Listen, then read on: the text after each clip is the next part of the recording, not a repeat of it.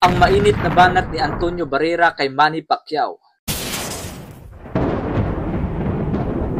Ayon nga po kay Antonio Barrera mga idol, malaki daw ang kanyang tiwala na mananalo itong si Pacquiao kontra sa mas bata at kampiyon na si Mario Barrios. Maliit lang daw ang pag-asa na matalo itong si Pacquiao. Subalit kung matalo daw itong si Pacquiao kay Barrios, masasayang lang daw ang kanyang buong legacy sa boxing. Nanghihinayang din nga itong si Barrera mga idol, lalo pat si Manny Pacquiao daw ang itinuturing ng Mexico ngayon na greatest boxer of all time. Pangalawa lang daw itong si Muhammad Ali dahil daw ito sa pagiging 8 Division World Champion ni Manny Pacquiao. Tataka nga itong si Barrera mga idol, bakit babalik pa daw itong si Pacquiao sa ibabaw ng luna? Dapat daw ay nagretiro na ito dahil wala naman daw itong dapat patunayan pa. Pero ganun pa man, kumpiyansa pa rin itong si Barrera mga idol na magtatagumpay itong si Pacquiao. Dagdag pa ni Barrera mga idol na ang pinakalaban lang daw talaga ni Manny Pacquiao ngayon ay ang kanyang edad at hindi pagiging aktibo. Mahigit 4 na taon. Umaasa pa rin si Barrera mga idol na magbibigay pa rin ng magandang laban itong si Manny Pacquiao kagaya ng dati.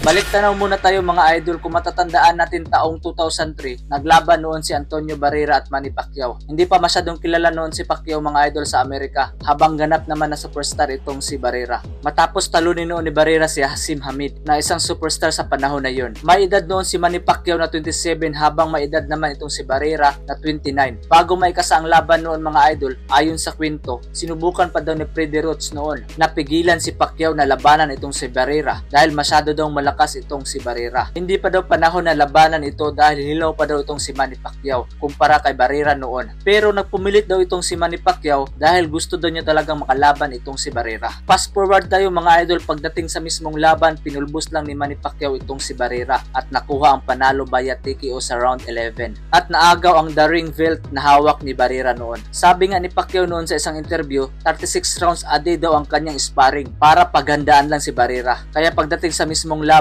hindi daw siya nakaramdam ng pagod. Fast forward ulit mga idol, taong 2007 nagkaroon pa sila ng rematch. Sa panahon na ito si Pacquiao na ang superstar at wala na sa kasikatan itong si Barrera. Pagdating sa laban, panalo ulit si Pacquiao via unanimous decision. Kaya masasabi talaga natin mga idol na isa si Barrera sa napasikat kay Manny Pacquiao at nagpakilala sa buong mundo.